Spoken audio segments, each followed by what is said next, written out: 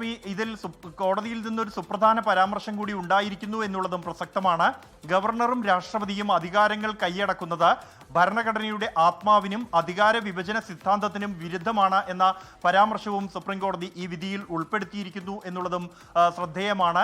രാഷ്ട്രപതിയുടെ ഒപ്പം ഗവർണർമാരുടെ അധികാരങ്ങൾ, അവരുടെ വിവേചനാധികാരം കൃത്യമായി തന്നെ ശരിവെക്കുന്ന കോടതി, എന്നാൽ ബില്ലുകളിൽ തീരുമാനമെടുക്കാതെ അനിശ്ചിതകാലത്തേക്ക് നീട്ടിക്കൊണ്ടുപോകുന്ന വ്യവസ്ഥകൾക്ക് വിരുദ്ധമാണ് എന്നും ജനതാൽപര്യത്തിന് വിരുദ്ധമാണ് എന്നും, ഒപ്പം തന്നെ സംസ്ഥാനങ്ങളെ സംബന്ധിച്ചിടത്തോളം അതിൻ്റെ ഭരണ നേതൃത്വം എന്നുള്ളത് ജനങ്ങൾ തെരഞ്ഞെടുത്ത സർക്കാരുകളാണ് എന്നുമുള്ള കാര്യം വ്യക്തമാക്കുകയാണ് ഈ ഒരു പ്രസിഡന്റ് റഫറൻസ് കേസിലുള്ള വിധിയിലും എന്നുള്ളത് ശ്രദ്ധേയമാണ്. അതേസമയം സമയപരിധി നിശ്ചയിച്ചുകൊണ്ടുള്ള ഒരു തീരുമാനം, അത് ഒരു നിശ്ചിത സമയത്തിനുള്ളിൽ ഇക്കാര്യത്തിൽ തീരുമാനമെടുക്കേണ്ടതുണ്ട് എന്ന് നിർവചിക്കാൻ കഴിയില്ല എന്ന കാര്യം സുപ്രീം കോടതി വ്യക്തമാക്കുമ്പോൾ തന്നെ അനിശ്ചിതകാലത്തേക്ക് തീരുമാനമെടുക്കാതെ നീട്ടിക്കൊണ്ടുപോകാനാകില്ല എന്നും ഗവർണർക്ക് മുന്നിലുള്ള 3 ഓപ്ഷനുകൾ ഏതൊക്കെ എന്ന് കോടതി കൃത്യമായി തന്നെ നിർവചിക്കുന്നു.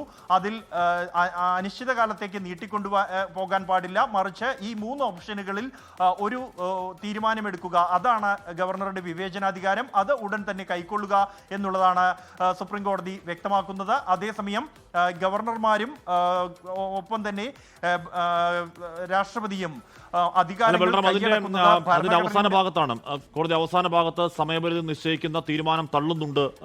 ആ തള്ളുന്നത് ഈ പരിമിതി കൊണ്ടാണ്. ആ പരിമിതി എന്ന് പറഞ്ഞാൽ ഒരു ഭരണഘടനാ സ്ഥാപനത്തിന്റെ തീരുമാനത്തിൽ മറ്റൊരു ഭരണഘടനാ സ്ഥാപനം ഇടപെടുന്നത് ശരിയല്ല എന്ന പരിമിതി സുപ്രീം കോടതി കൃത്യമായി ചൂണ്ടിക്കാണിക്കുന്നുണ്ട്. പക്ഷെ അതിനു മുമ്പ് ഈ ഗവർണറും രാഷ്ട്രപതിയും അധികാരങ്ങൾ കൈയടക്കുന്നത് ഭരണഘടനയുടെ ആത്മാവിനും അധികാര വിഭജന സിദ്ധാന്തത്തിനും വിരുദ്ധമാണെന്ന് പറയുന്നത് അതിശക്തമായ ഒരു നിരീക്ഷണമാണ്. അത് ഈ പറയുന്ന വിധി പ്രസ്താവത്തിന്റെ ഭാഗമായിട്ടുണ്ടോ ബൽറാം?